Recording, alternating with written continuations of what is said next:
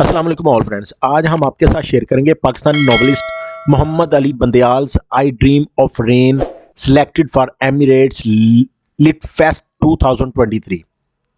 Pakistani author Mohammad Ali Bandial's debut novel I Dream of Rain has been selected for the 15th annual Emirates Airline Festival of Literature Emirates LitFest 2023 in Dubai, UAE. Bandial was picked as one of the speakers for the LitFest launchpad and even to promote international authors from around the world. TP promote their latest works to audience in November during the author reveals for the 2023 Emirates LitFest.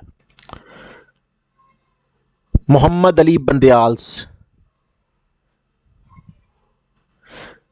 ये इनका friends novel I dream of rain, इसके लिए select हुए हैं around the world.